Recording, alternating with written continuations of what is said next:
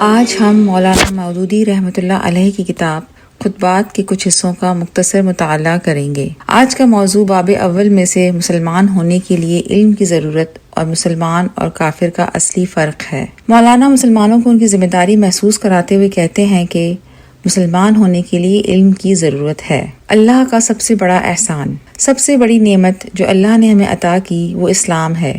اللہ نے قرآن میں فرمایا، آج میں نے تمہارے لیے دین مکمل کر دیا اور تم پر اپنی نعمت پوری کر دی۔ اس احسان کا تقاضا یہ ہے کہ ہم سچے دل سے شکر ادا کریں اور اسلام کو مکمل طور پر اختیار کریں۔ اگر ہم اللہ کے اس انعام کا حق ادا نہ کریں تو یہ ناشکری ہوگی۔ اس نعمت کا حق صرف اس وقت ادا ہو سکتا ہے جب ہم پورے دل سے اسلام پر عمل کریں، ورنہ جتنا بڑا احسان اتنی ہی بڑی ناشکری کا وبال ہوگا۔ مسلمان بننے کے لیے پہلا قدم، سوال یہ ہے کہ پورا مسلمان کیسے بنا جا سکتا ہے؟ اس کا پہلا قدم یہ ہے کہ ہم سمجھیں کہ مسلمان ہونے کا مطلب کیا ہے۔ کیا مسلمان نسل کا نام ہے؟ کیا مسلمان ہونے کے لیے صرف مسلمان گھرانے میں پیدا ہونا کافی ہے؟ نہیں، مسلمان نسل یا قومیت کا نام نہیں بلکہ اسلام قبول کرنے اور اس پر عمل کرنے کا نام ہے۔ اگر کوئی مسلمان گھرانے میں پیدا ہوا لیکن اسلام پر عمل نہ کیا تو وہ حقیقی مسلمان نہیں، اور اگر کوئی غیر مسلم اسلام قبول کر لے تو وہ مسلمان بن جاتا ہے۔ اسلام لانے کا مطلب صرف زبان سے میں مسلمان ہوں کہنا نہیں، بلکہ حضور اکرم صلی اللہ علیہ وسلم کی تعلیمات کو جاننا، دل سے قبول کرنا اور ان پر عمل کرنا ہے۔ جو ایسا کرے وہی سچا مسلمان ہے۔ پہلی ضرورت، علم۔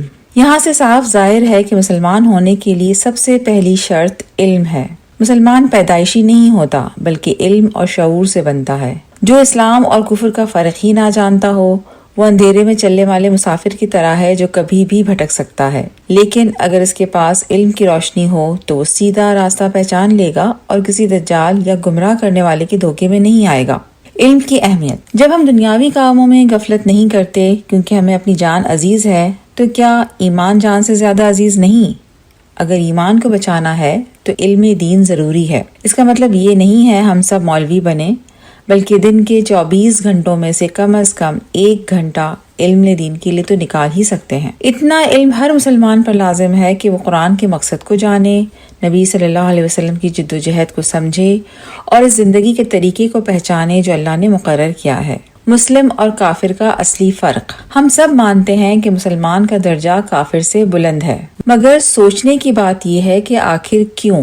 دونوں انسان ہیں، ایک ہی ہوا میں سانس لیتے ہیں، ایک ہی زمین پر رہتے ہیں، ایک ہی رب نے پیدا کیا ہے، پھر فرق کس چیز کا ہے؟ کیا صرف نام کا فرق ہے؟ کیا یہ فرق صرف ناموں یا کھانے پینے کی عادتوں کا ہے؟ نہیں، اللہ تعالیٰ ایسا ظالم نہیں کہ چھوٹی باتوں پر کسی کو جنت دے اور کسی کو دوزخ۔ اصلی فرق اسلام اور کفر۔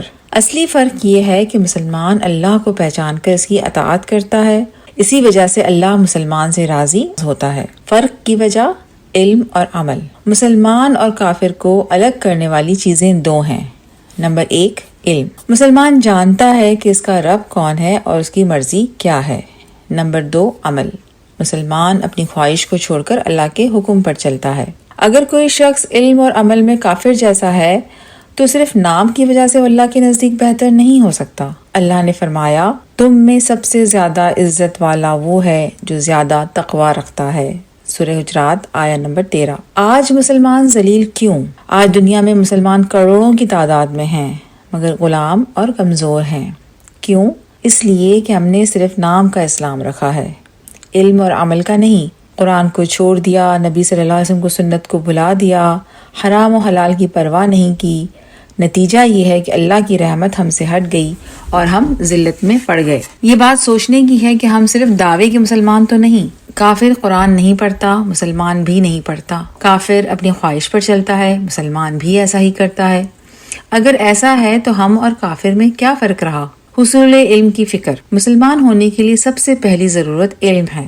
ہر مسلمان کو قرآن کی تعلیم، نبی صلی اللہ علیہ وسلم کی سنت اور اسلام و کفر کا فرق جاننا ضروری ہے۔ جب یہ پیاس پیدا ہوگی تو اللہ خود راستہ کھول دے گا۔ جیسے پیاسا خود پانی ڈھونڈتا ہے ویسے ہی دین کا طالب علم بھی علم ڈھونڈے گا اور اللہ اسے عطا کرے گا۔